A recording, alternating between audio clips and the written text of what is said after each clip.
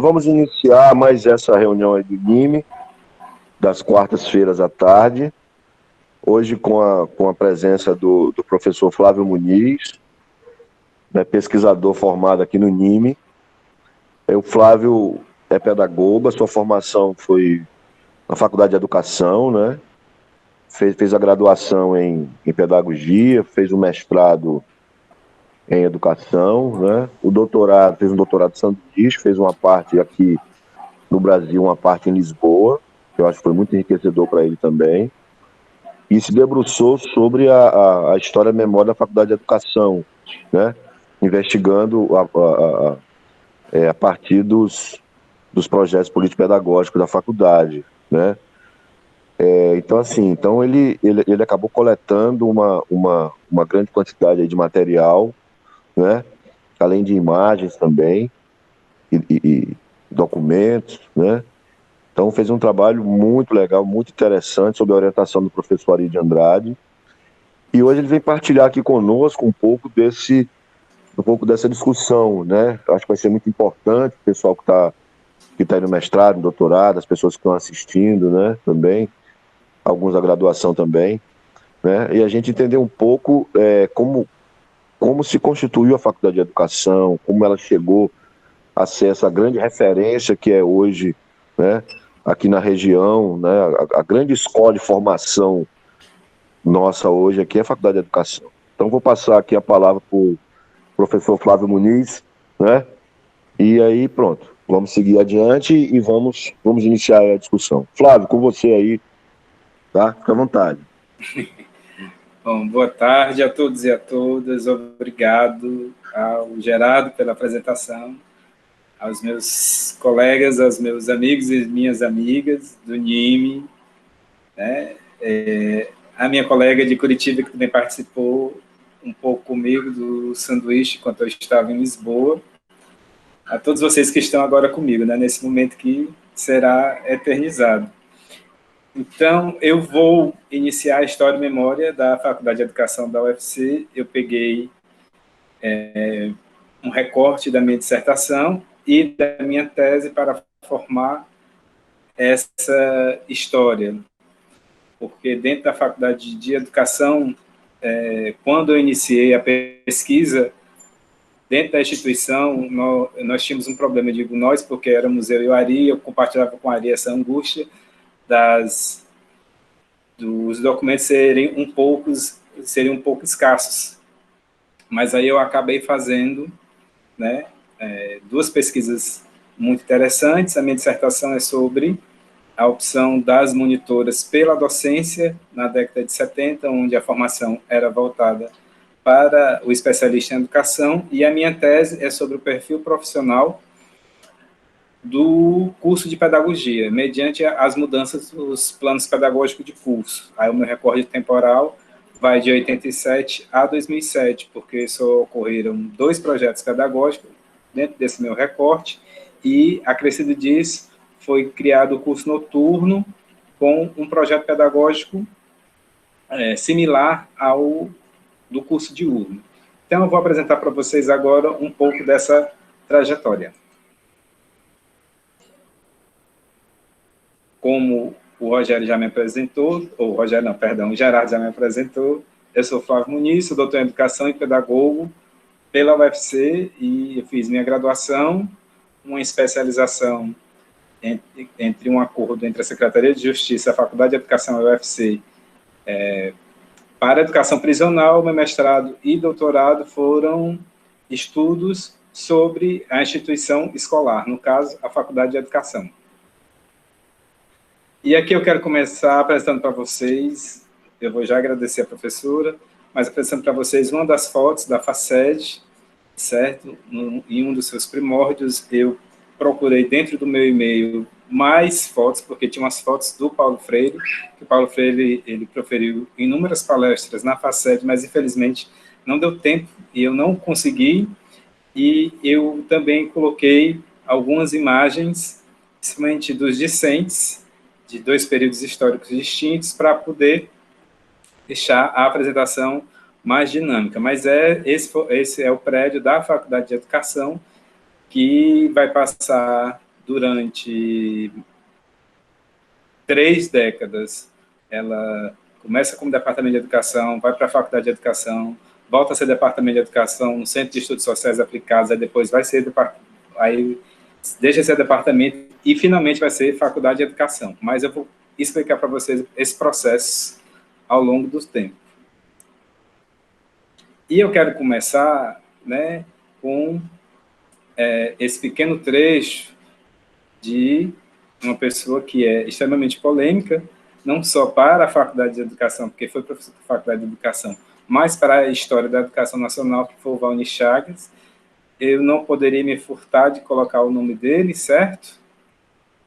Para além das críticas, ele teve a sua participação. Não cabe a mim julgar se foi positiva ou negativa, cabe a gente apresentar as suas ideias e depois debatê-las. Então, o Walnir Chagas, ele foi importante para a criação da Faculdade de Filosofia, Ciências e Letras, porque a Faculdade de Educação só vai aparecer na década de 70, porque ele foi convidado pelo reitor, Antônio Martins Filho, para desenvolver a Faculdade de Filosofia, Ciências e Letras, desde o mundo das ideias até a sua infraestrutura. E qual era a ideia que o Walnir Chagas tinha sobre essa faculdade? Era essa. Aliás, a função da faculdade.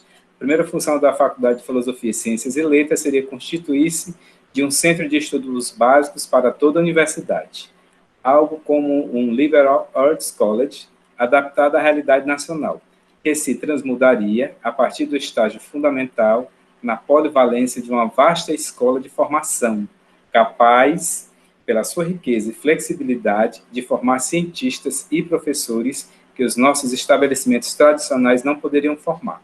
Essa foi a primeira ideia do Walnir Chagas, mas que depois a gente vai perceber para onde se caminhou a história da Facet.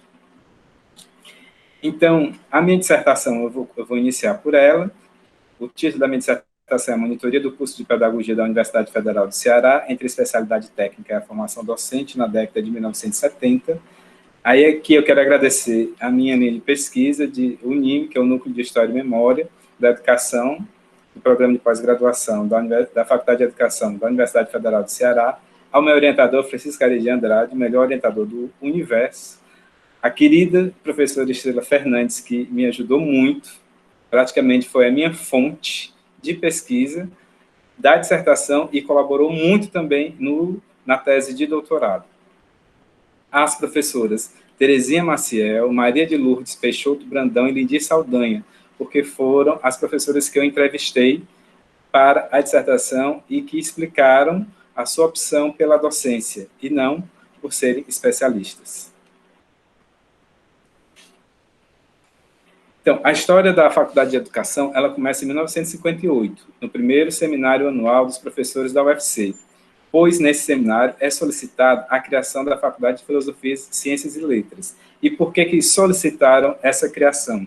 Porque os professores da época estavam preocupados com relação à didática dentro da universidade. Não existia uma faculdade que formasse professores, que tivesse esse elo das licenciaturas com os outros cursos. Havia essa preocupação com a questão da prática pedagógica e com a questão da didática. Então, o reitor, Antônio Martins Filho, solicitou a criação da Faculdade de Filosofia, Ciências e Letras. E quem proferiu a palestra sobre essa faculdade, em 1958, foi o Walnir Chagas. Justamente, aquele primeiro slide que tem a fala dele, foi justamente a ideia que ele queria criar dessa faculdade com aquela função para o UFC, que já eu explico essa dicotomia que a Faculdade de Filosofia, Ciências e Letras já nasce com ela. A Faculdade de Filosofia, Ciências e Letras, inicialmente, ela foi criada para formar professores habilitados para o ensino secundário. Então, na sua gênese, pensou-se, por conta que os professores da Universidade Federal do Ceará estavam preocupados com a sua didática, que essa faculdade colaboraria para melhorar as práticas pedagógicas dentro da universidade. Porém, a faculdade também tinha uma outra perspectiva formativa, que era colaborar com a educação de Fortaleza e do estado do Ceará, que era formar esses professores habilitados para o ensino secundário. Aqui eu vou apresentar esse slide brevemente, que é a resolução número 102/61 de 1961, que cria a Faculdade de Filosofia, Ciências e Letras na Universidade Federal do Ceará. Essa é a resolução, esse é o documento oficial da UFC para a criação da Faculdade de Filosofia, Ciências e Letras. E aí, em 1963, nasce primeiro a instituição acadêmica universitária. Ou seja, em 1961, com aquela resolução que eu apresentei para vocês, foi criado, dentro da universidade, a instituição acadêmica, mas não se tinha infraestrutura para a Faculdade de Filosofia, Ciências e Letras. Então, após 3 anos, é que começou a se criar essa estrutura, como o reitor, Antônio Martins Filho, segundo as minhas fontes que eu pesquisei na época, ele saiu pelo Benfica comprando aquelas casas ou palacetes e formando a Faculdade de Filosofia, Ciências e Letras com seus cursos dessa mesma faculdade, certo? E aí, o curso de pedagogia, ele pertence ao Departamento de Educação. Ou seja, cria-se o Departamento de Educação para que possa ser agregado a ele o curso de pedagogia. Então, a pedagogia, na Faculdade de Filosofia, Ciências e Letras, ela pertence ao Departamento de Educação. E quais eram os cursos que compunham essa faculdade, que nascia na década de 60? Filosofia, matemática, física, química, história natural, geografia, história, ciências sociais, letras clássicas, neolatinas, anglo-germânicas e pedagogia.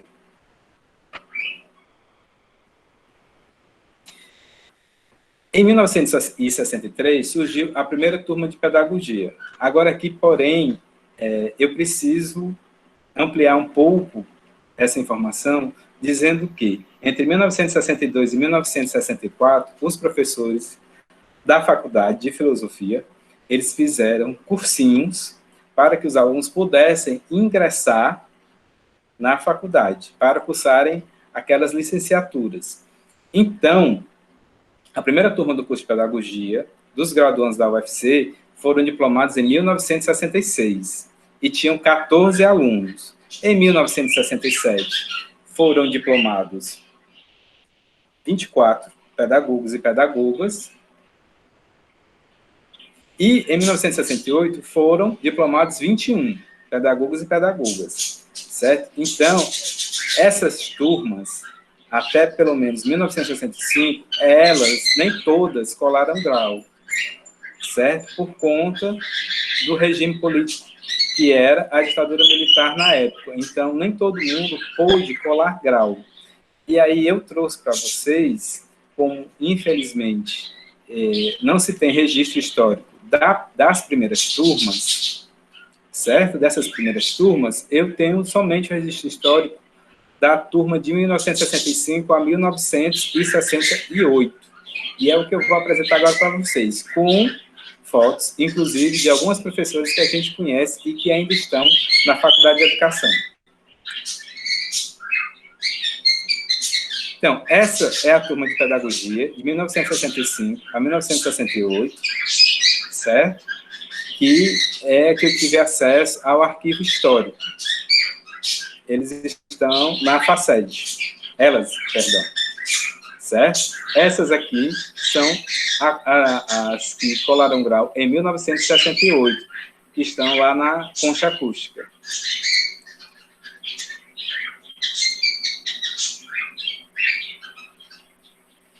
Continuando, nós temos ainda a turma de 1965 a 1968, onde nós temos, nessa foto, a professora Neide, né?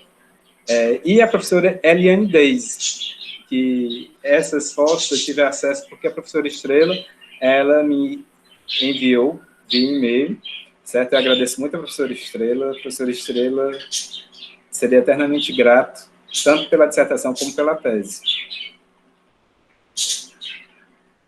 Aqui nós temos a mesma turma, só que na cantina, que a gente conhecia como Cantina da Gina, né? Eles estão reunidos aqui na cantina da Faculdade de Educação.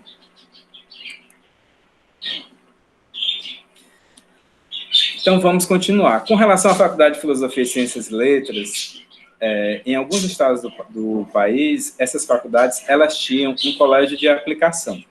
O que consiste o colégio de aplicação? O colégio de aplicação, ele tinha a ideia inicial de que os alunos das licenciaturas de qualquer universidade pudessem cursar o estágio supervisionado nessa escola. Ou seja, se nós trazermos para a atualidade, os alunos de pedagogia iriam poder estagiar na educação infantil, no ensino fundamental 1 e das outras licenciaturas no ensino fundamental 2. Então, a ideia inicial era essa. Só que o Valnir Chagas, ele acrescentou mais outra coisa, a escola de aplicação. Certo? Outra utilidade. Que utilidade era essa? Era que a Faculdade de Filosofia e Ciências e Letras pudesse fazer pesquisas dentro desse colégio de aplicação e não somente receber os alunos para o estágio. Essa seria a diferença do colégio de aplicação. Tanto é que ele muda o nome de colégio de aplicação para Escola de Experimentação e Demonstração.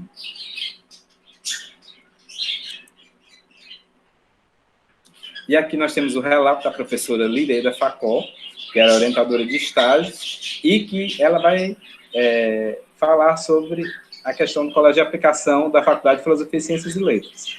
Durante longo período, o colégio de experimentação, lembrando que o Valnir Chagas mudou o nome, Experimentação e Demonstração, não funcionou. O colégio de experimentação não funcionou.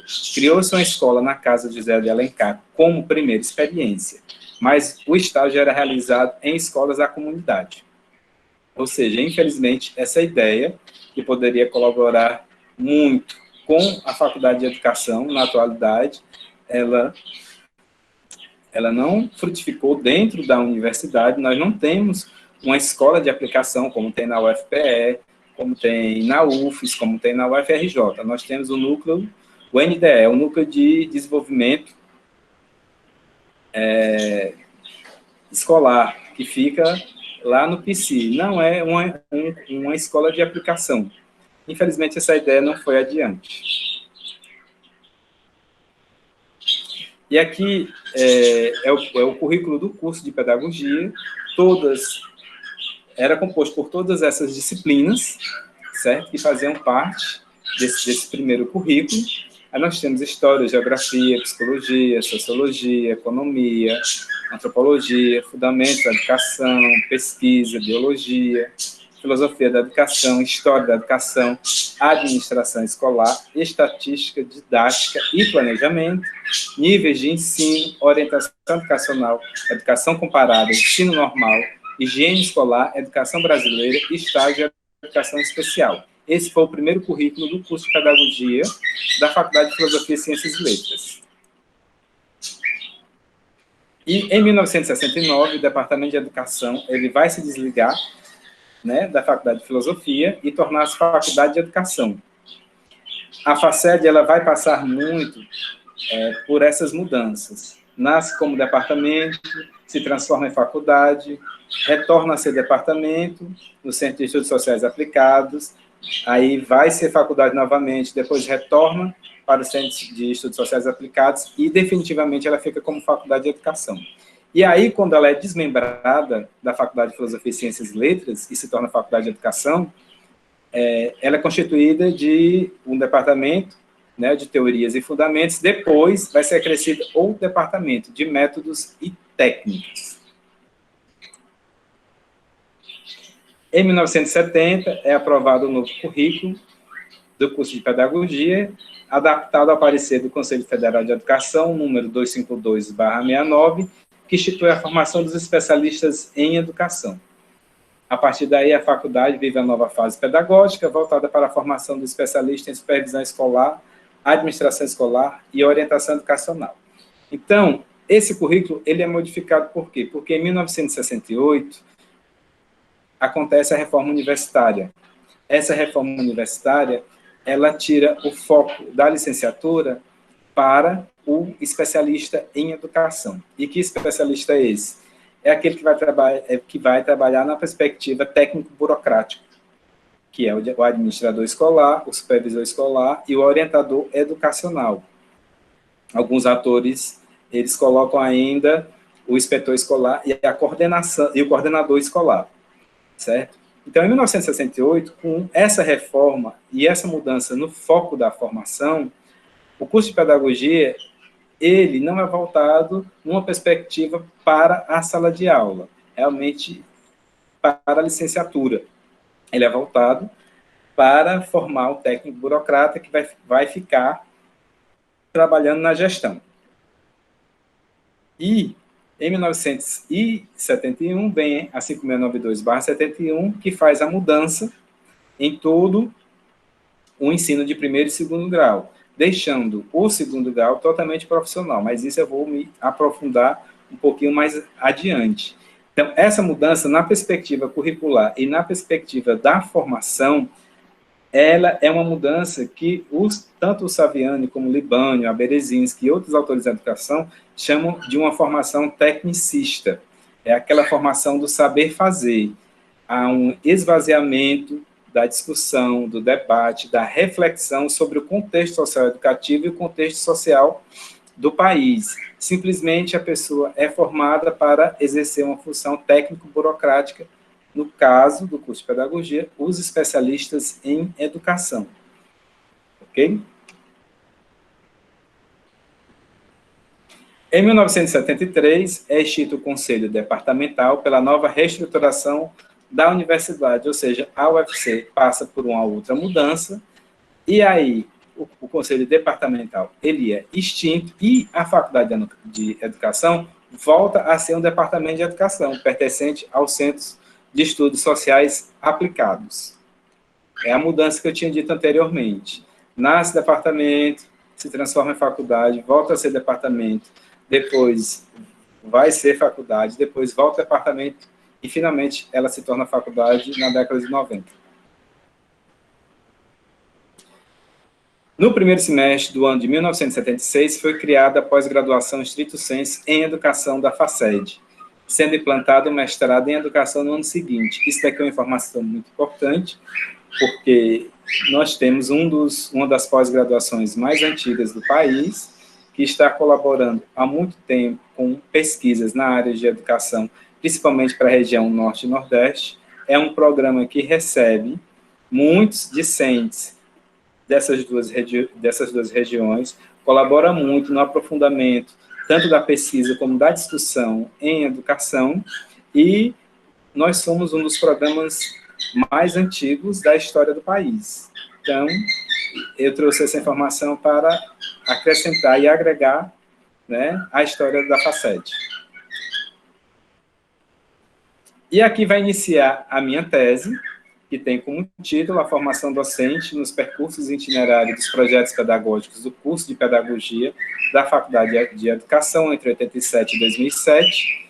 As minhas professoras entrevistadas foram Maria Estrela de Araújo Fernandes, a professora Aniori e a professora Neide Veras. E por que eu escolhi essas três? Porque foram as três coordenadoras de cada época histórica distinta que participaram do processo de mudança do projeto pedagógico do curso. Então, elas tanto participaram do processo, como também ajudaram a definir o perfil profissional que o curso de pedagogia iria trabalhar a partir daquele momento, dentro do contexto histórico que a sociedade estava exigindo desse profissional.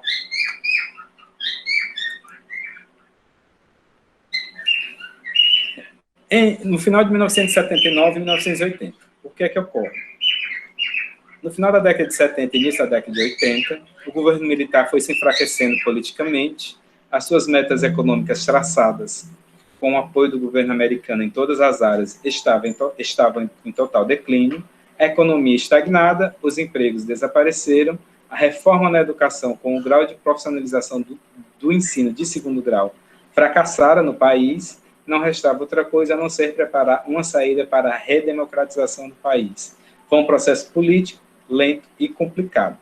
E por que eu estou citando isso? Porque eu preciso contextualizar que tanto a reforma de 1968 como a 5692/71, que foi a reforma do ensino de primeiro e segundo grau, elas não atingiram o seu objetivo educativo, eram reformas que elas dividiram as classes sociais no Brasil entre quem tinha alta vulnerabilidade social, tinha que ficar no ensino de segundo grau com um ensino profissional, sendo que muitas vezes os cursos que eram ofertados, cursos profissionais estes, não tinham estrutura, não tinham laboratórios, não tinham material didático e faltavam muitos professores. Então, não adiantava você ofertar 100, 120, 150 cursos profissionalizantes, sendo que muitos desses cursos tinham essas lacunas que eu acabei de citar. A reforma universitária, ela focou na questão do especialista, porém, ela esqueceu que muitos dos professores que eram formados para serem especialistas estavam em sala de aula, e isso também ocasionou algumas lacunas. Fora que o que foi passado para a sociedade era a seguinte mensagem: quem tem alta vulnerabilidade social precisa trabalhar, então ter um curso profissionalizante já garantiria trabalho, quase que não sai. E para as classes mais abastadas do país, foi oferecido o ensino superior. E quem era pobre no Brasil, que quisesse ter uma graduação, o governo ofereceu o FIES. Mesmo com as duas reformas, mesmo com o FIES, mesmo com tudo que o governo militar da época propôs à sociedade, ofereceu à sociedade, infelizmente, tudo isso fracassou. Ok? Então, essa passagem do final do regime político-militar para a democracia, muitos autores chamam de transição democrática, que é o que o Saviani também chama. E a partir daí, dessa transição democrática, o que acontece? Acontece que no início da década de 80, começa a se discutir, a se debater sobre educação. Começam a aparecer os eventos com vários questionamentos. Começam a serem publicados várias revistas com vários artigos, justamente discutindo, debatendo e refletindo sobre a educação nacional. E também vários sindicatos nacionalmente começam a se compor e se reunir em defesa dessa educação nacional. Foi justamente nesse período de transição democrática, do ano de 1979 até 1988. Com relação à FACED, em 1983, os docentes da pedagogia se reúnem para debater sobre o processo de reformulação curricular, tendo como base os documentos brasileiros. Então, em 1980, já inicia o debate na Faculdade de Educação sobre essa mudança curricular.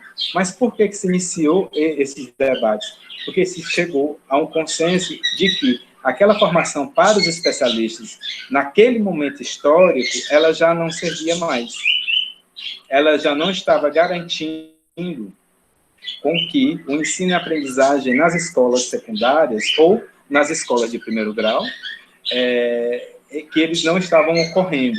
Então, começou a se debater essa reformulação curricular, porque precisava se adaptar a formação em pedagogia para um novo contexto social, para um novo contexto profissional. Então, a formação que a FACEG ainda estava proporcionando para os seus graduandos ainda era a do governo militar. A mesma formação para o especialista.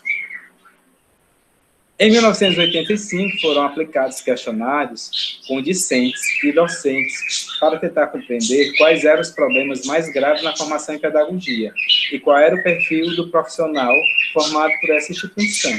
Mais uma vez, a FACED, ela continuava com o seu currículo, com a sua formação e com o seu perfil profissional ainda da década de 70, mesmo nós chegando à metade da década de 80. Então, foi preciso se iniciar os debates em 1980 e fazer essa pesquisa em 1985, porque precisava de uma mudança.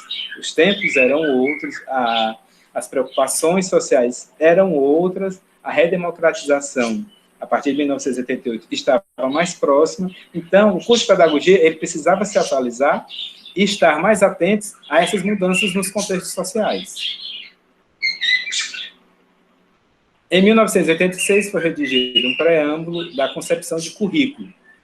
As habilitações permaneceram, mas não aquelas voltadas para a formação do especialista em educação, e sim habilitações que aprofundavam o conhecimento em pedagogia, nas áreas mais carentes da educação local, regional e nacional.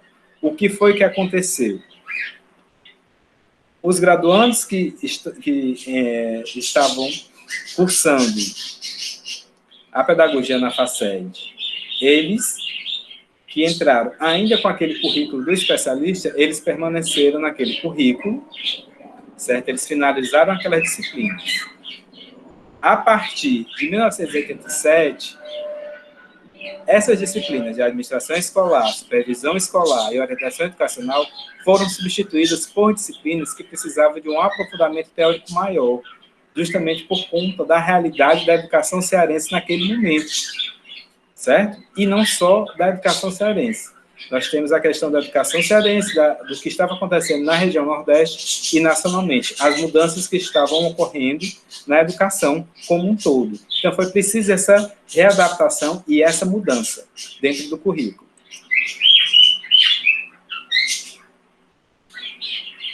E, em 1987, o primeiro projeto pedagógico, né, do curso de pedagogia da Faculdade de Educação foi redigido. Atrelado a esse currículo, foram criadas as seguintes áreas de aprofundamento. Justamente são as áreas que substituíram a de administração escolar, supervisão escolar e orientação educacional. Foram substituídas pelas áreas de educação de adultos, pré-escolar e especial. E essas áreas de aprofundamento, elas permaneceram até o ano de 2006. E por que eu digo isso? Porque eu fui um dos últimos alunos a participaram de uma área de aprofundamento, a minha era de educação de adultos, e eu ainda cursei ainda 2 ou 3 disciplinas na faculdade de educação, dentro dessa área de aprofundamento. O que eram as áreas de aprofundamento? Você cursava os 4 anos de pedagogia, se graduava em pedagogia e poderia, ou durante o curso, ou depois do curso, se aprofundar em uma dessas áreas. Você só precisava cursar todas as disciplinas dentro dessa área de aprofundamento, e aí o seu diploma sairia licenciado em pedagogia, né, na área de aprofundamento de educação de adultos, ou de pré-escolar ou especial.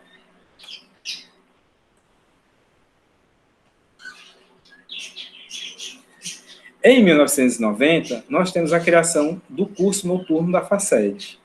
Certo? O curso noturno ele vai trazer todo o projeto pedagógico de 1987, ou seja, do curso diurno, mas ele vai ter algumas diferenciações nas suas especificidades. Os maiores beneficiados por essa criação seriam os trabalhadores que elaboravam de dia e tinham a oportunidade de cursar uma graduação à noite. Então, o curso noturno ele foi criado para o aluno trabalhador, para o aluno que passava o dia todo trabalhando e à noite queria ter uma oportunidade de cursar uma graduação em pedagogia na UFC, certo? Mas tinha algumas diferenças. O curso diurno era em 4 anos, o curso noturno era em 6 anos, certo? Havia um desmembramento um pouco maior com relação às disciplinas. E a cada semestre existia uma disciplina nuclear, onde todos os alunos se reuniam para debater e discutir e fazer uma revisão das disciplinas do semestre.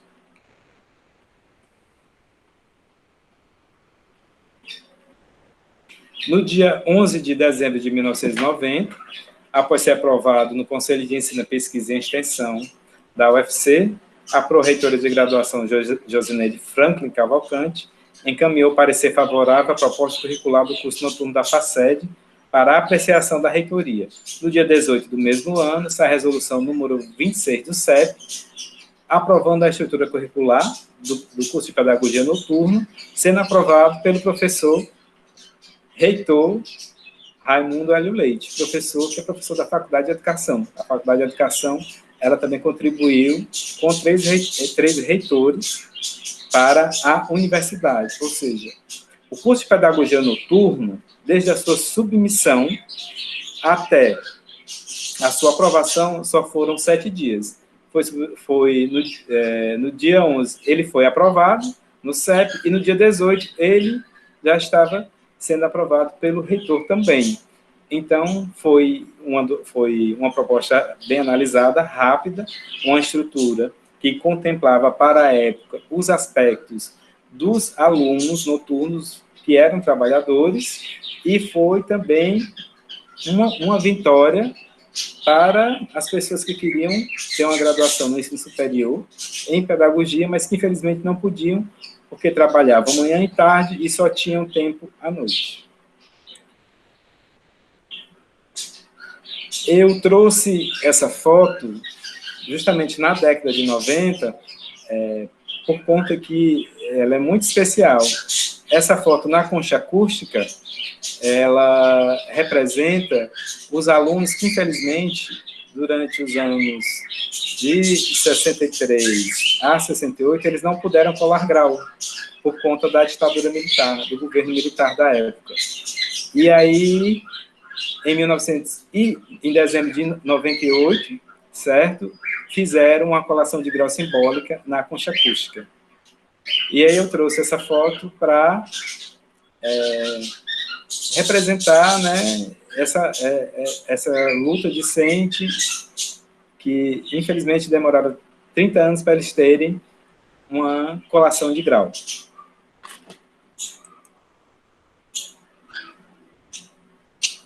E aqui eu chego em 2006. Em 2006, a FACED, ela modificou seu projeto pedagógico. Até então, ele tinha perdurado de 87 até 2006. As áreas de aprofundamento, aquelas áreas que eu citei para vocês, elas desapareceram e deram lugar a uma formação mais ampla, devido aos novos espaços que o curso de pedagogia tinha conquistado. Então, com as diretrizes nacionais, com as diretrizes curriculares nacionais para o curso de pedagogia de 2006, elas foram implantadas em 2006 e foram as últimas diretrizes curriculares das licenciaturas, foram a de pedagogia, certo? E aí exigia essa mudança. O que acontece? Todos os cursos de pedagogia do país tiveram que reformular o seu projeto pedagógico. E aí o da FACED foi iniciada a discussão em 2006 e foi reformulado em 2007, porque o curso de pedagogia o curso de pedagogia, seu projeto pedagógico, ele tinha que estar adaptado ao século XXI, às demandas do século XXI. E, finalizando com, né, o que eu me propus buscar, a partir dos documentos oficiais da Faculdade de Educação, o perfil profissional do pedagogo e da pedagoga, certo? Então, o profissional que era formado pela FACED, na perspectiva do seu projeto pedagógico, em 87, era um docente de ensino de 2º grau, do pré-escolar, das séries iniciais do 1º grau, da educação de adultos e da educação especial. Esse era o perfil profissional que era formado a partir de 1987. No curso noturno, nós já notamos uma pequena diferença. A formação do curso noturno, a partir de 1990, era para educação infantil, séries iniciais do ensino fundamental, gestão escolar, educação especial, educação popular, mais voltado para a EJA, e docência nas disciplinas pedagógicas dos cursos em nível médio. E em relação ao projeto pedagógico de 2007, aí nós vamos ter uma diferença, realmente, entre os outros projetos pedagógicos, seja de 87, seja do curso noturno de 1990, é muito grande, porque foi o projeto pedagógico que eu analisei. O projeto pedagógico de 2007, ele define que o perfil do profissional de pedagogia será voltado, a sua formação será voltada para a educação infantil e os anos iniciais do ensino fundamental. Mesmo que nas diretrizes curriculares nacionais para o curso de pedagogia, está lá, e eu me fundamento muito nos documentos, fiz muita análise documental, tanto para a dissertação como para a tese, né? A pedagogia está apta para formar docentes dentro do campo da educação formal, docentes na educação infantil, no ensino fundamental 1, gestão escolar, docência no ensino superior, educação de jovens e adultos e para pesquisa em educação.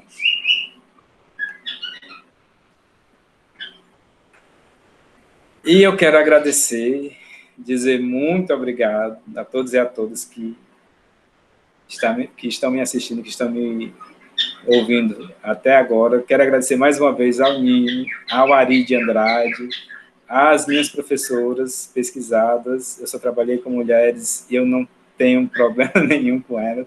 Eu adoro trabalhar com mulheres. Foram aprendizados, né? Eu também me enriqueci como pesquisador e foi muito bom. E nesse final, eu quero destacar a fala da professora Maria Lourdes Brandão. Ela disse algo que, assim, foi muito importante e me tocou muito quando eu estava na dissertação, que ela, como monitora, e quando ela optou pela docência, não para ser uma administradora escolar, quando ela se encontrou na docência, ela disse que, na época que ela era monitora, e quando ela tinha que assumir a sala de aula no lugar do professor, ela não podia fazer uma contextualização histórica e não podia ter um debate em sala. Ela só poderia trabalhar aquele conteúdo que tinha sido preparado pelo professor, porque tinha um soldado do exército dentro da FACED, observando e ouvindo tudo que ela falava. E se ela saísse 1 milímetro daquilo que o professor tinha preparado, poderia acontecer alguma coisa com ela. Então, foi nesse momento que eu me percebi como pesquisador, eu me percebi como alguém que trabalha com seres humanos, para seres humanos, para levar reflexão, para levar o debate, e a minha contribuição como docente é essa, é não levar receita de bolo, é levar dúvidas e propor reflexões para mudanças. E é isso. Obrigado. Obrigado, Flávio. Parabéns. Vamos abrir uma discussão aí, né? Só lembrando que o Ari pede desculpas também, porque ele está numa reunião lá na Prograde, com a Ana Paula, e infelizmente ele não pôde participar, mas é possível ainda que, dependendo da hora da reunião, é possível que ele ainda venha, tá? Aí ele pediu desculpas pela ausência, né? Ele está em outra reunião lá com a Prograde, inclusive. Está inscrito até agora o Felipe e eu. Então, vou passar a bola para o Felipe. Vai lá, okay. Felipe. Nós. Vou até ligar aqui a câmera para ficar melhor aqui a empatia, né? Tudo bom, meu amigo Flávio? Cara, prazer. Tudo bom, Felipe? A apresentação do teu trabalho, parabéns. Eu queria fazer primeiro, assim, 2 observações e depois 2 perguntas, uma geral e outra específica, tá bom? E é muito bom a gente poder fazer esses levantamentos, né, históricos de uma instituição, como você falou, tem das pós-graduações mais antigas do país, principalmente no momento em que a educação está sendo tão surrada, né? A primeira observação que eu queria fazer, na verdade, é um elogio a você e a nossa querida Tânia, porque eu acho essa coisa de fazer os estágios, né, e os sanduíches no exterior, uma coisa incrível, sabe? Eu acho muito necessária, porque internacionaliza, traz novas pontes, novas alianças institucionais, novas perspectivas temáticas, e eu acho que isso oxigena bastante, assim, o trânsito das novas pessoas que procurarão fazer futuramente, né, trabalhos na área da educação, enriquece muito o programa como um todo, e a bagagem de nós todos. Então fica aqui o meu elogio a você, a Tânia, acho que você em Portugal, né, a Tânia na Espanha, fechando ali a Península Ibérica, né, é realmente uma coisa muito alentosa, né, para todos nós. Eu acho muito estimulante, né, e é muito desafiante, é isso, né. A outra observação é uma observação poética, né? Só para que aliviar a nossa quarta-feira de tarde, que do começo ao fim da sua apresentação, só me lembrei daquela canção do exílio do Gonçalves Dias, porque os passarinhos estão cantando aí, né? E as aves gorjeiam como não gorjeiam como lá, né? Mas o nosso céu é maior, porque aí ficou interessante a sonoplastia, né? E aí é o seguinte, passando aqui essa primeira parte, eu queria te fazer primeiro uma pergunta específica e uma outra geral mais polêmica, sem a qual não valida, inclusive, as nossas próprias investigações, né, meu amigo? A primeira é a seguinte: você citou a Lireda Facó, e eu soube, por acaso, uma vez, assim, indo na biblioteca, lá na geral, que a Faculdade de Educação tinha uma biblioteca que se chamava Lireda Facó, e que, por algum motivo institucional, esses livros e toda a documentação que estava nessa biblioteca Lireda Facó, que era uma biblioteca interna, setorial da Faculdade de Educação, ela foi absorvida pela Biblioteca Geral de Humanidades da UFC. Isso quem me falou foi a Beth, a coordenadora geral da UFC. Mas, né, Gerardo, eu até te perguntei uma vez sobre isso, mas que, digamos assim... Eu vivi, eu cheguei a conhecer essa biblioteca. Essa absorção, eu falei, Beth, como é que foi essa absorção temática da Biblioteca Geral da Humanidades, desse acervo que compunha o acervo da educação? Ela falou, não, foi feita a transferência e ninguém delimitou de forma mais institucional isso, não. Então, quer dizer, isso é uma coisa interessante, porque eu imagino que, pelo período que ela viveu, inclusive, ela era próxima do Valdir Chagas, que deva ter alguns documentos interessantes relativos ao período da ditadura e o período de acessão na universidade. Certo? Então, eu achei interessante que eu sou das poucas pessoas até hoje que eu vi citando a professora, e eu me lembrei só disso aí, eu não sei. E a pergunta era se você sabe alguma coisa sobre isso, que o Gerardo acabou de falar, é uma curiosidade que eu tenho. Pois sobre essa questão. A Adriana, o Roberto está falando aqui que a professora participou, enfim. É uma dúvida que eu tenho, ver como é que foi essa transferência. A segunda é uma questão muito mais polêmica, porque você mexeu numa coisa que foi algo, inclusive, de uma discussão. Não sei se você estava lá no dia, o nosso querido Jataí falou do Valdir Chagas. Você falou do Valdir Chagas, você falou que eu não podia fugir, meu amigo. Eu não vou largar o osso, não. É o seguinte, o Jataí colocou bem o papel, digamos assim, complicado, para dizer uma palavra elogiosa e diplomática, que o Valdir exerceu durante o período da ditadura militar. A minha pergunta é a seguinte: durante esse seu trabalho de compilação de dados que atravessou a Faculdade de Educação, você encontrou documentos ou alguma coisa que provasse ou comprovasse, ou pelo menos apresentasse a perspectiva de que o Valdir e outros professores da educação fizeram esse trabalho de vigilância sobre outros professores? Por que eu pergunto isso? Eu vou aproveitar para lhe dizer, para poder não fazer uma observação leviana, e ninguém vai se comprometer de graça, né? Porque você no final... porque você no final fez uma observação na sua apresentação que eu achei interessante. Você disse que uma professora só falava aquilo que era restrito porque tinha um militar, digamos assim, presente em sala de aula. Então, se a gente pode falar isso mais abertamente sobre o cotidiano de sala de aula, a gente também pode perceber que talvez alguma coisa mais dos bastidores da burocracia institucional da Faculdade de Educação também possa ter pesado. Haja vista que, como você bem colocou, a Faculdade de Educação é uma faculdade que já proporcionou 3 reitores à UFC, né? Então ela tem um peso, né? Ela não é... O pessoal, inclusive, não entende a Faculdade de Educação, ela é um departamento, é um centro quase, né? Ela é diferente de outros cursos, ela tem um peso institucional talvez diferenciado, né? E eu acho que isso tem a ver com a trajetória, tá bom? Então, deu tranquilo aí as perguntas? É isso. Só Gerardo, agradeço. posso ir respondendo logo? Gerardo? E é isso. Gerardo está ligado. O Gerardo também vai fazer o documento dele. Ei, eu ia nessa mesma linha do Felipe, deixa fazer o bloco, vamos fazer o bloco aí. Tá escrito. Estão inscritos eu e a Ebênia. E tal, e agradecido pelas informações e pela problematização que você traçou, viu? Obrigado, cara. Boa tarde. Ei, Rogério, aceita aí a Célia, cada um tá pedindo para entrar e o Rogério não aceita ela, rapaz, na sala. Cadê o Rogério? Aceita aí, Rogério.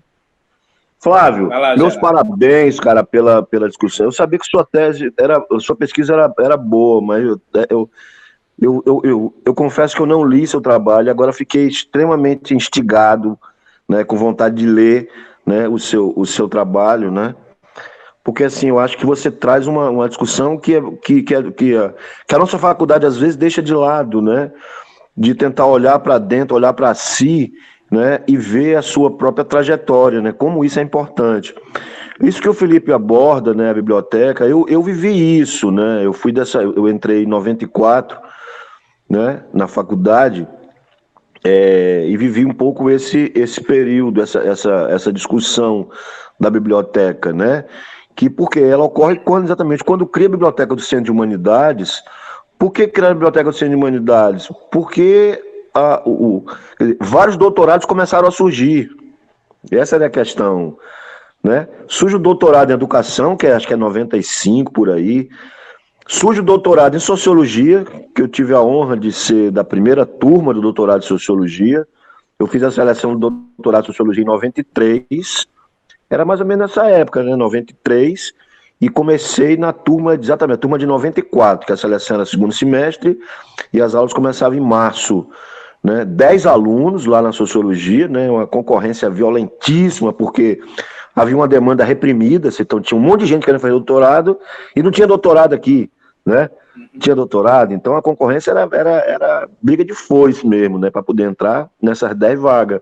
E foi quando criaram a biblioteca, e aí foram puxando tudo que era biblioteca setorial para dentro. Então acho que a discussão ela foi um pouco atropelada, né? Acho que até hoje a gente sente falta da nossa biblioteca setorial, né? Então acho que é uma questão a se pensar também dentro da faculdade. Se bem que a biblioteca de humanidades hoje ela está bem nutrida, está bem, né? Tá bem consolidada, né? Então assim, mas é uma questão. E segundo também, eu queria voltar ainda à questão do Valnir. Queria voltar um pouco à questão do Valnir. Porque essa questão, bicho, ela gerou muita polêmica e continua muito polêmica, porque o nome do nosso auditório é homenagem ao Valnir, né? Ao Valnir. E a gente sabe da importância dele como pedagogo, como pesquisador, como gestor, né? A gente sabe disso, acho que você aborda bem isso. Agora vamos lá, cara, no contexto de 64, e até muitas controvérsias em outros setores também, em outras áreas, como algumas pesquisas que o NIME encabeçou, né, sobre o livro da professora, esse lugar da primeira gestão do Virgílio Távora nesse processo, né, como é que muitos professores escaparam àquele contexto. Tem um trabalho que o Almir está fazendo também, sobre a Nildes Alencar, quer dizer, o que era ser professor na época da ditadura, como é que era isso e tal, né?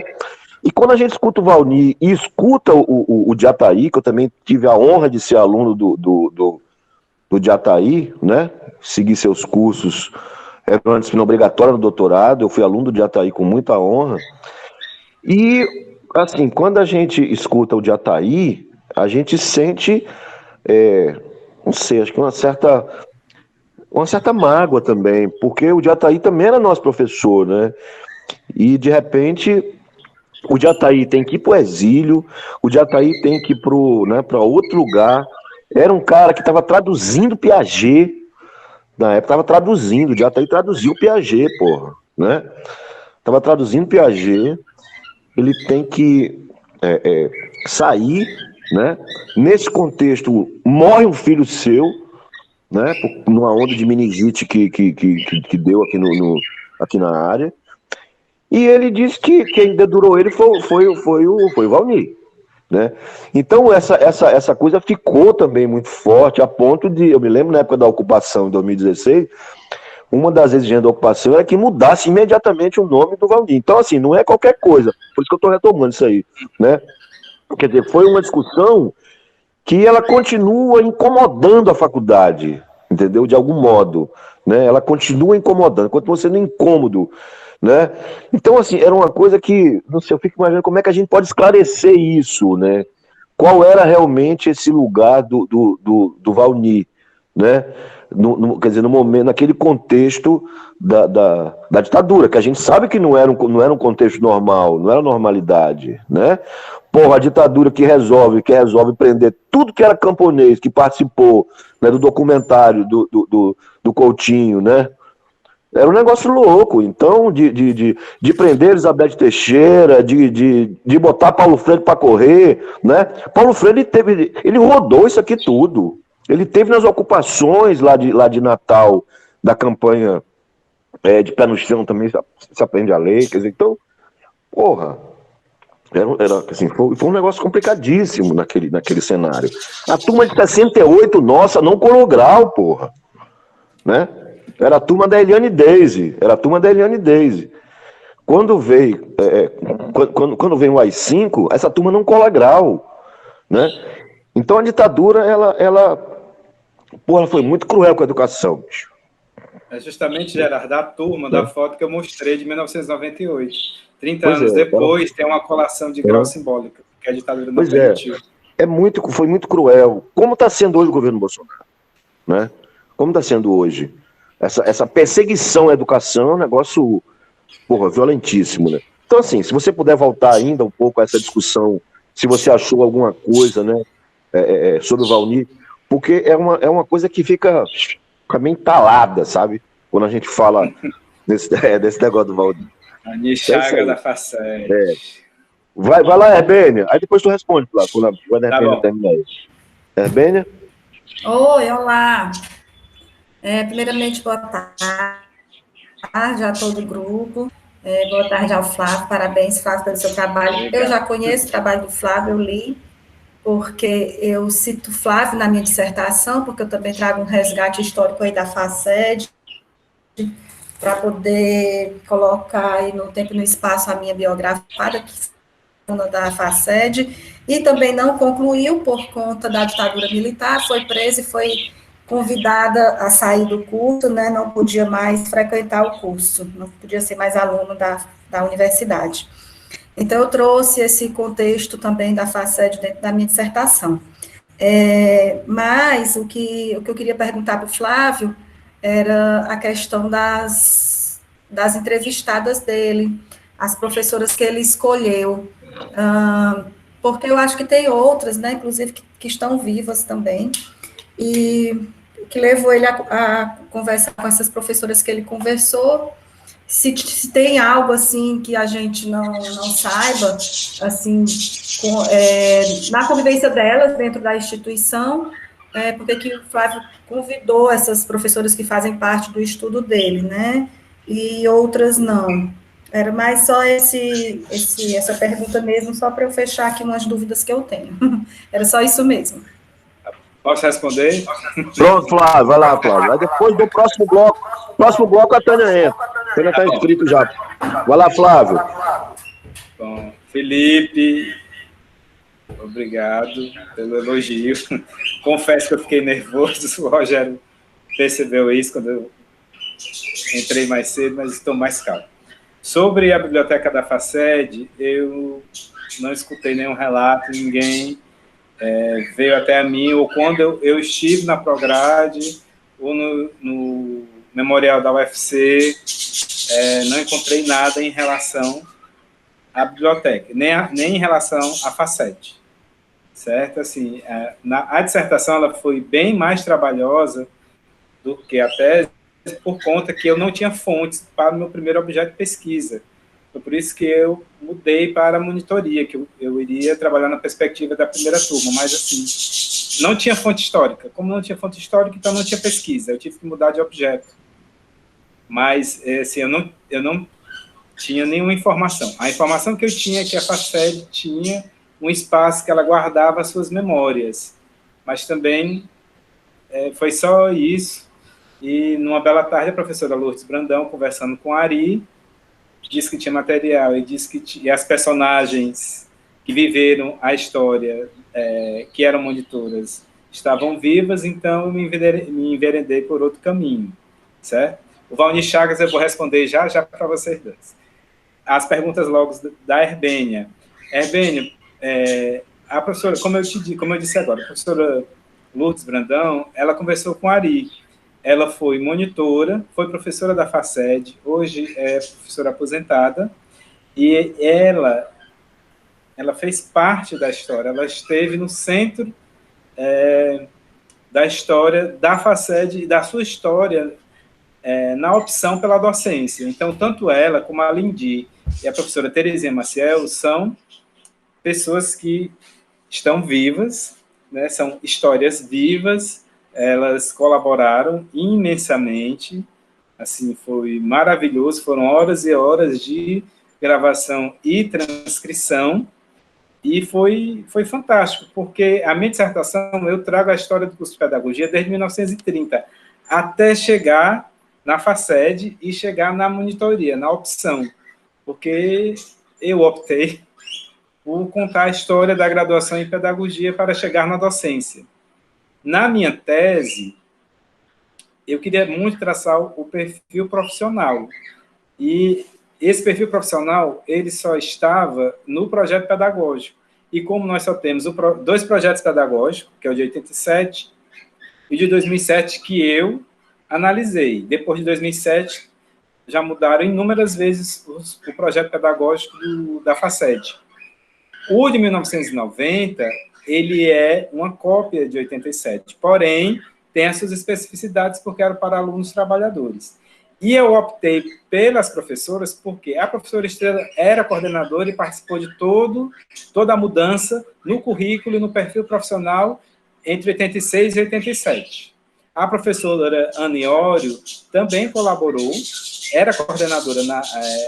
foi coordenadora do curso noturno e também participou do processo. E a professora Neide, que eu a conheci como coordenadora da FACED em 2006, também eu a vi participando de todo o processo de mudança do projeto pedagógico, que as diretrizes curriculares nacionais para o curso de pedagogia exigia. Tanto é que a professora Neide, ela ficou indo e voltando várias vezes para Santa Catarina, porque tinham algumas reuniões, e ela era coordenadora na época. Então, essas três professoras, elas eram essenciais para a minha pesquisa, porque elas participaram de todo o processo de mudança, de um currículo que iria completar 20 anos, o projeto pedagógico precisou ser transformado, porque já iria completar 20 anos, e elas participaram de toda a discussão, de toda a reformulação, de toda a mudança, de todo o debate que aconteceu dentro da FACED, certo?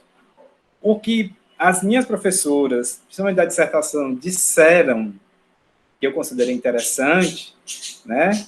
A professora Lindy, ela diz, como a professora Lindy sempre foi de psicologia da aprendizagem, ela disse que na década de 70, a Faculdade de Educação tinha um laboratório igual do Skinner, um laboratório do Skinner.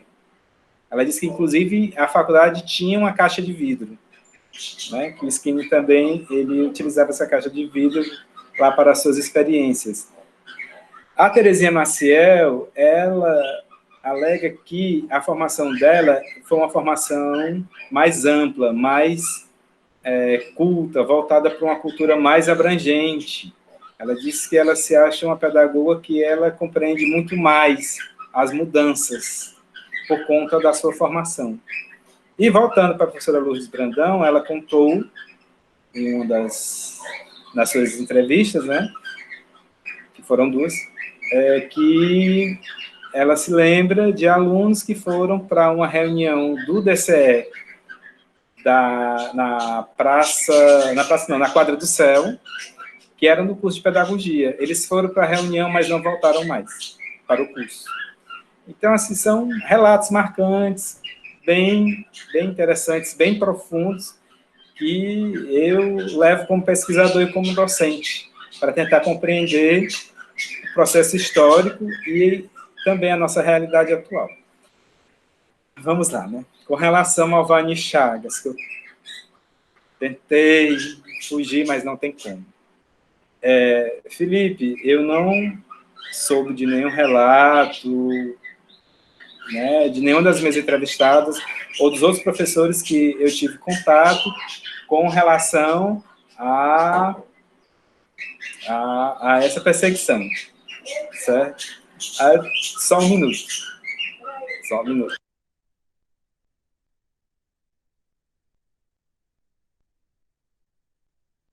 O fantasma do Valnir Chagas, Gerardo, até hoje.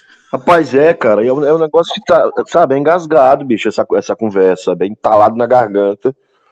E nós fizemos questão de trazer o Jataí, foi uma dificuldade, nós fizemos um encontro do NIME, exatamente, foi 2014, né?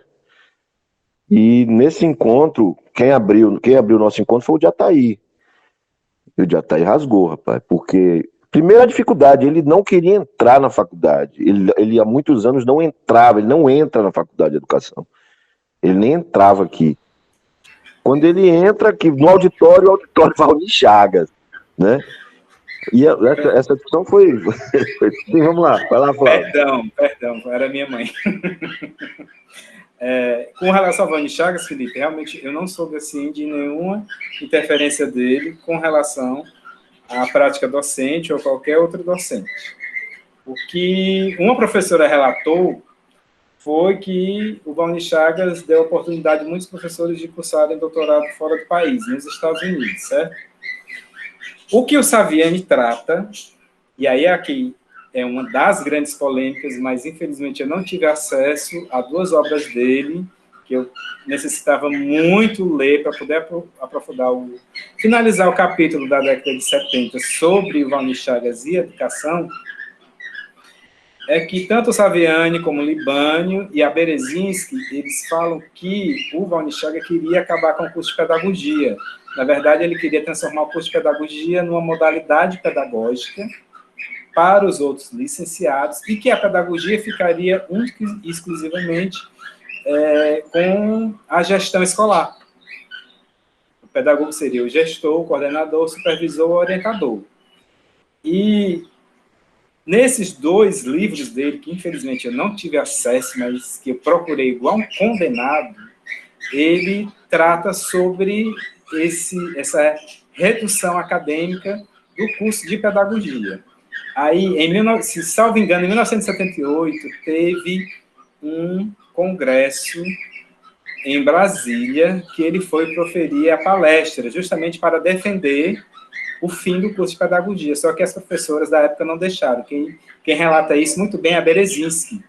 Eu acredito que no livro dela, sobre a pedagogia no Brasil, certo? E aí vem essa crítica ao Valnir Chagas por essa redução do curso de pedagogia em uma modalidade pedagógica para os outros licenciados. Você não precisava cursar pedagogia para ser professor, os outros licenciados. Bastaria cursar a modalidade pedagógica. E o curso de pedagogia, como a gente conhece hoje como licenciatura, não existiria. Seria voltado somente para a gestão escolar, certo?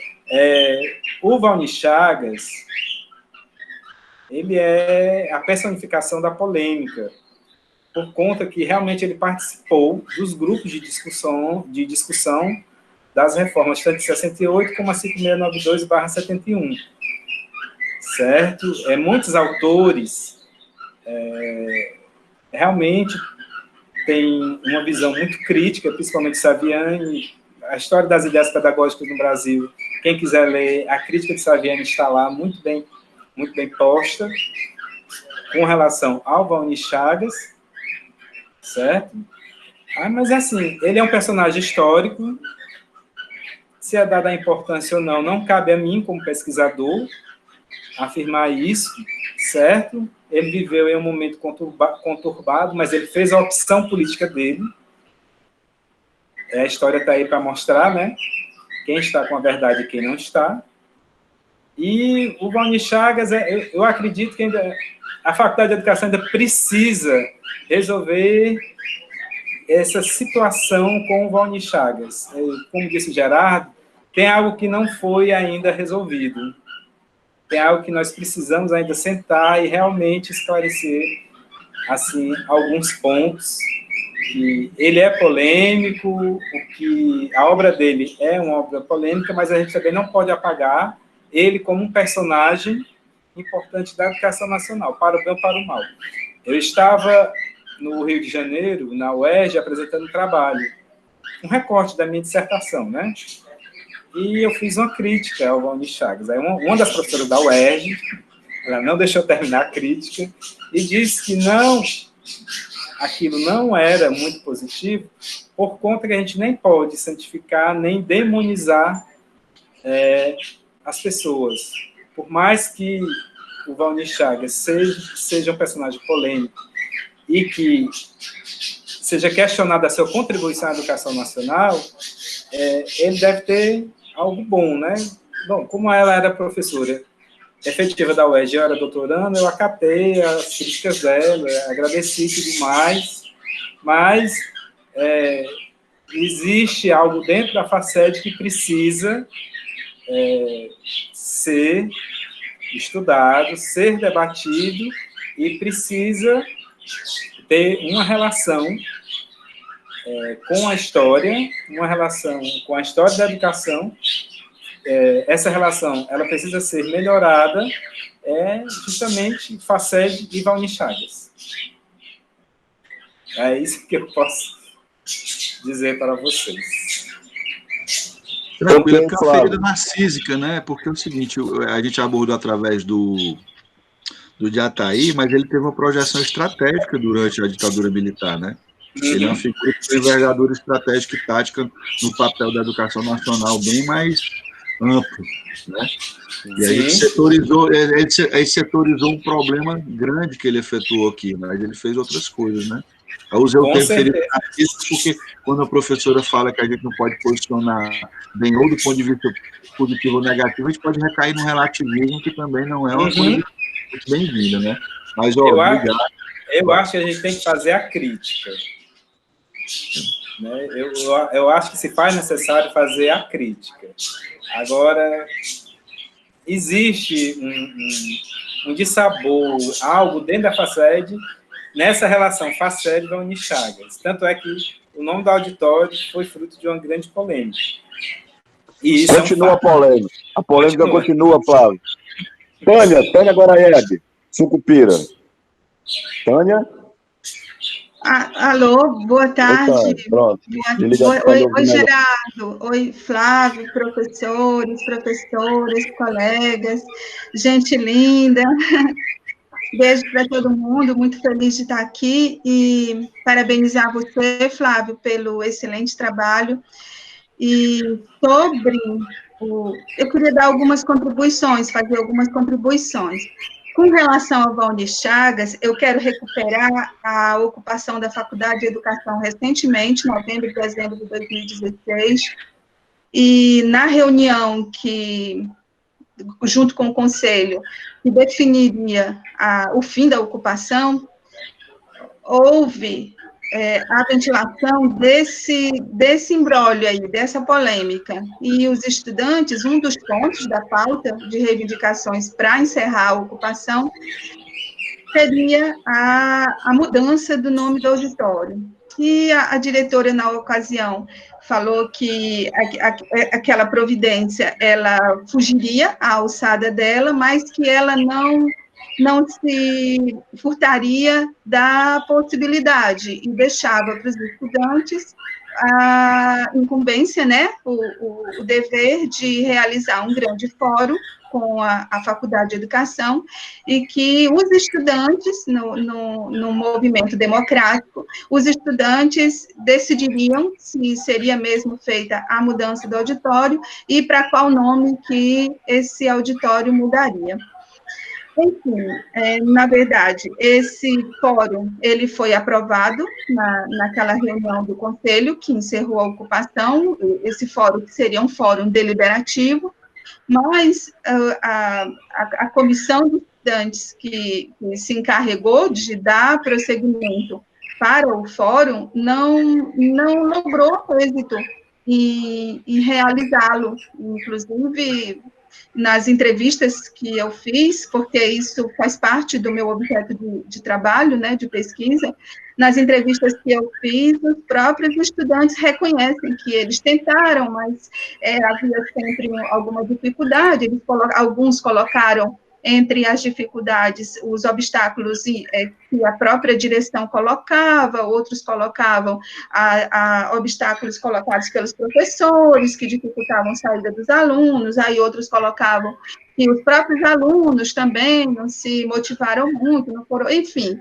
o fórum, que seria um fórum deliberativo, uma conquista da ocupação, ele foi conquistado, mas ele não foi concretizado.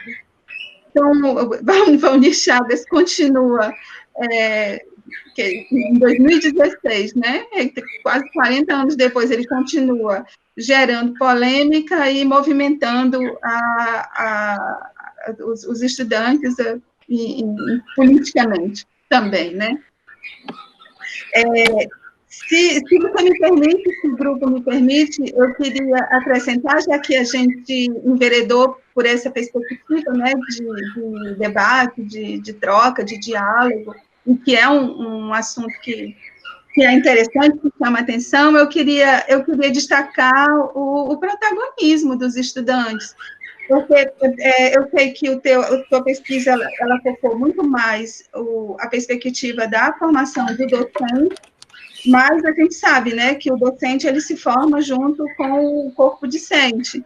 Então, assim, para enriquecer, né, nossa conversa aqui, eu queria contribuir com o protagonismo dos estudantes na formação mesmo da UFC, desde antes mesmo de criar a UFC, que os estudantes lá na Faculdade de Direito, eles quase 10 mil assinaram um documento solicitando a formação, a criação de uma universidade para nós, do Ceará, e o ministro da Educação do Eurico Dutra, quer dizer, né, em plena confusão, né, de política, né, porque o Eurico Dutra era um general, né, o governo era militar, ele se pronunciou desse jeito: agitais, isso aí é palavras dele, tá? Agitais, neste momento, jovens estudantes cearenses, o problema da fundação da vossa universidade seria desnecessário dizer-vos com que simpatia vos acompanha os passos do governo federal. Assim, para destacar como educação no nosso país, né, desde que se a gente começa a cavucar mesmo, a pulsar na história, é sempre um problema, né? Como está sendo hoje, sempre é um problema. Depois disso, os estudantes continuaram lutando por se destacarem, né, em greves. Tá? Aí eu destaco aqui greve do Terço, em 1962, que já foi também por conta de uma lei, a lei que estabelecia a representatividade dos estudantes nos órgãos colegiados, mas não definia, deixava para cada conselho departamental de cada reitoria, né, cada instituição definir. Isso daí gerou, junto com a UNE, um grande movimento que ficou conhecido como a greve do Terço, e já era com o Martins Filho, e uma outra de 68, já do Instituto de Física, que é o que está me concentrando mais a atenção, que foi uma ocupação do Instituto de Física no meio da ditadura, né, no meio da dureza da ditadura, e os estudantes se enfrentaram e ocuparam o curso por 30 dias. Então, queria deixar aí essa contribuição aí para a nossa conversa, agradecer a atenção de vocês e dizer que eu estou com saudade. Beijo grande. Obrigada aí, gente. Grande Tânia. Vai, Flávio. Passar a bola para você aí. Certo. Tânia, obrigado.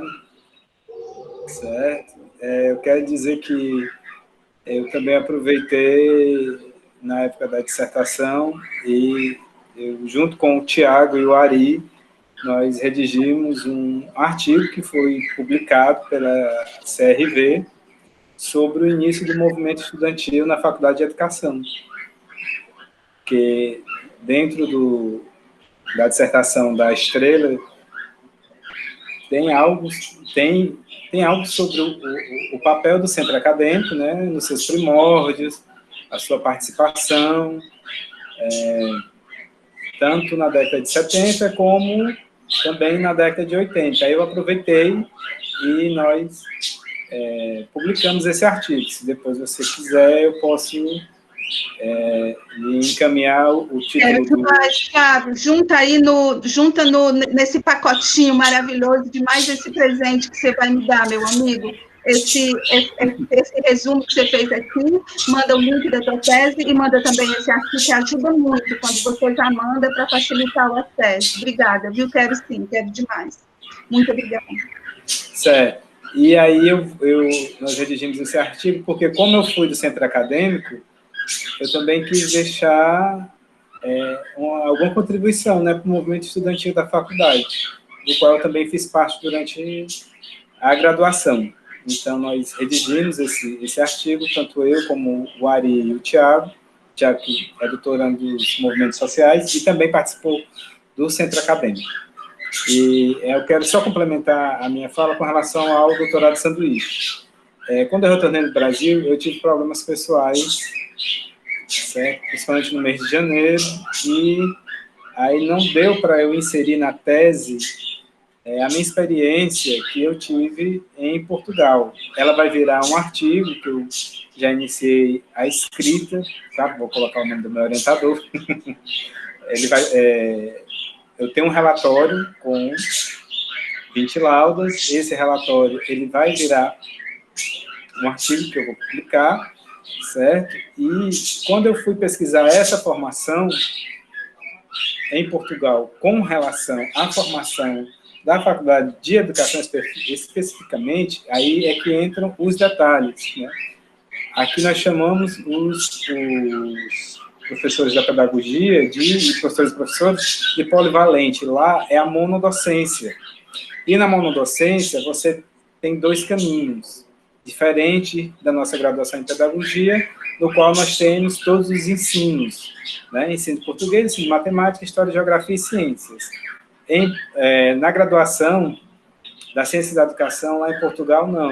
Você se gradua, ou seja, você se licencia para português, história, geografia ou matemática e ciências. Pós-Tratado de Bolonha, de 2008, salvo engano, 2007, é necessário que todo o professor de qualquer instituição escolar, vulgo escola, tenha o mestrado, coisa que no Brasil não é só a graduação. No quesito dos movimentos históricos, né, Portugal se assemelha muito ao Brasil. O Brasil adota o estilo francês, Portugal também. Nós tivemos o movimento escola novista, Portugal também. Nós tivemos um governo militar, ditatorial, Portugal também. Aí aqui começa a diferença. Em 1975, com a revolta dos cravos, o Estado português ele já tem um olhar mais diferenciado do que o nosso olhar. Eles não têm saudade da ditadura, eles têm uma perspectiva democrática, uma visão bem mais ampliada que a nossa, certo? E lá você não, pelo menos na época que eu estava, você não podia defender aquele momento ditatorial que passou pelo país, porque eles não aceitam. É uma perspectiva deles, claro, de um povo, de uma nação que viveu. São analogias, mas que eu considero interessante. Então, eu visitei algumas escolas de formação portuguesa, visitei a famosa Escola da Ponte, também, certo? Participei de seminários, troquei ideias com pessoas de outras partes do mundo, a brasileira que mora na Colômbia, angolanos, moçambicanos, portugueses, e foi muito, muito, muito bom e muito interessante, realmente, essa visão para além do que se tem no Brasil, não o complexo de vira-lata, mas por compreender essa nossa gênese como povo, por que nós, né, temos tantos problemas que também são culpa dos portugueses. Eu dizia isso muito para a minha orientadora, que para os portugueses vocês descobriram o Brasil, para os brasileiros vocês acharam o Brasil, porque os índios já estavam no país. Então existe uma diferença, uma perspectiva totalmente diferente, certo? E tive no evento do Antônio Novo, né, na comemoração de 30 anos da sua tese, que a tese do Antônio Nova não é sobre formação de professores, é sobre história da educação portuguesa, mas que a formação de professores tomou para si, né, lá no Porto, e foi muito interessante.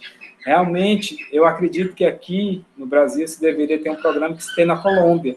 Todo doutorando deveria, pelo menos, cursar um semestre fora do país, porque é uma contribuição que se tem, que se dá muito grande para os trabalhos, para a vivência do pesquisador, para a cultura, certo? A cultura de se estar em um outro país, de se reconhecer brasileiro em outro país ou não, porque ninguém nunca me chamou de brasileiro lá fora, era mais conhecido como indiano, mas que a gente traz uma bagagem como pesquisador, como docente, uma bagagem pessoal e cultural muito grande, e isso é muito bom, isso contribui muito para o programa.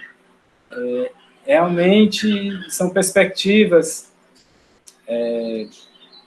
muito interessantes. Por exemplo, saber que na Universidade de Lisboa não existe grupo de estudo nem grupo de pesquisa. Por exemplo. Certo? Não existe. Isso é coisa nossa, é coisa do Brasil. Então, não existe grupo de estudo e grupo de pesquisa. Você se reúne para apresentar o seu trabalho como ele está sendo encaminhado. Pronto. E os processos são outros. E as taxas nas universidades públicas, elas são pagas, mesmo sendo universidades públicas. São vivências, propina. São as propinas. E isso são vivências que acrescentam muito a nós pesquisadores, e ver como é que a Europa trata essa perspectiva científica, mas também ter a convivência com colegas africanos que já têm uma outra perspectiva da pesquisa, que também é muito interessante, que a gente desconhece aqui no Brasil. Mas toda essa vivência, tudo isso está virando um artigo, e eu vou publicar. É isso. Deixar registrado. Ok, alguma Flávio. Pergunta, Gerard? Não, eu, assim, primeiro, queria te parabenizar, né, agradecer também, ver se alguém tem mais alguma questão, né, e dizer também que na próxima quarta-feira nós estamos encerrando as atividades do NIME, né, do semestre, com um convidado, que é o Dimitri, e que ele fez um trabalho de investigação, né, minuciosa mesmo sobre as escolas militares. E acho que é um tema que está muito na ordem do dia, né? Está muito atual essa discussão, né? Aí eu queria até pedir ao Felipe se ele pudesse falar alguma coisa do Dimitri, né? Também, já convidar o pessoal também aí. Felipe, Posso. Rapidinho, Felipe, aí. Pessoal, o Dimitri Túlio, acho que alguns de vocês conhecem, porque ele é um dos repórteres investigativos do jornal O Povo, né?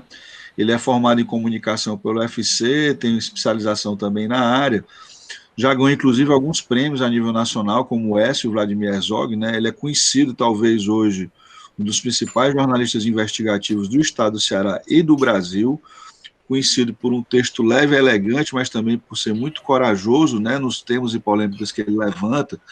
Já abordou temas como propina no sistema político, narcotráfico no Porto do Pecém, e ultimamente ele se envolveu num trabalho, ele fez uma matéria sobre o Colégio Militar de Fortaleza e foi alvo de um duro assédio moral e virtual pelas redes, né? Inclusive lhe valeu um apoio, né, de grande parte da comunidade jornalística, né, acadêmica do Ceará.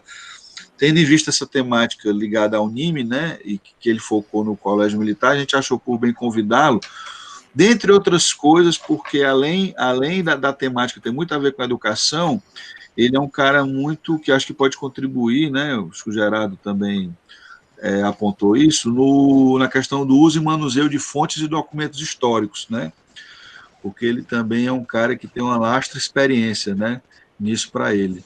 E ele prontamente aceitou, né, ele não é um cara, digamos assim, nativo do meio acadêmico, né, ele é um cara, né, que é talhado, né, e tarimbado na perspectiva jornalística, né, mas é um pesquisador e assim, espero que ele possa fazer uma contribuição bacana, né. Puxando um pouco do que o Flávio falou, é uma outra contribuição institucional de alguém que está numa esfera, digamos assim, que pode conversar legal com a gente, né? É isso. Pronto. Flávio, meus parabéns aí. Como eu te falei, eu estou super instigado para ler seu trabalho com muita calma. Aliás, você é uma referência para nós, né? Quando eu falo em faculdade de educação, eu lembro da pesquisa do Flávio, né? E eu só tenho a lhe agradecer, né, em nome do NIME, pela sua participação, né? E é isso aí, espero que essa pandemia acabe logo, que a gente retorne o mais rápido possível para voltar às nossas reuniões do NIME, com merenda, né, com as nossas festas, não é isso? Assim não tem nem merenda, meu irmão, tá ruim o negócio. Então é isso aí, meu irmão, meus parabéns e vamos seguindo em frente, tá? Vamos encerrar aí. Rogério, você sabe que foi gravado, né? Que nós vamos disponibilizar no YouTube esse trabalho, tá? Será eternizado. Sim, sim. Mais uma vez, eu quero agradecer ao NIME pela acolhida, a todos vocês. Eu também sinto saudades das reuniões, das discussões. Eu quero agradecer ao Gerardo, porque foi culpa do Gerardo eu ter voltado para a FACED na tese, que o meu objeto de pesquisa era outro, mas o Gerardo, né, deu um toque muito interessante logo no início, então já mudei de objeto de pesquisa, voltei para a FACED, acabou se tornando um tema super interessante, porque tanto pega a questão do documento legal, como pega o perfil profissional e a formação que era o que eu queria estudar. Agradecer imensamente ao Ari. O Ari é o melhor orientador do universo. Então, assim, eu escrevi a tese no meu tempo, foi tudo do meu jeito. Claro que, né, o sobrenome do Francisco Ari de Andrade deveria ser Francisco Ari de Lattes. Então, também ocorreram muitas publicações. E aos amigos e amigas que eu fiz no NIME, e foi a minha forma de contribuir e deixar marcada a história da Faculdade de Educação, porque agora, tanto os meus trabalhos como o da professora Estrela serão referências para outras pessoas que queiram estudar sobre essa instituição, e nós temos aí, já, né, os 50 anos da pós-graduação em Educação, uma das mais antigas do país, que é da Faculdade de Educação. Então, ainda tem muita coisa para se estudar sobre a Faculdade de Educação, muitas críticas a serem feitas, temos ainda que melhorar, e a educação é isso, existe a utopia e o possível. Então, nós estamos no possível, mas a intenção é chegar na utopia, para que ela se torne possível. É isso. Obrigado.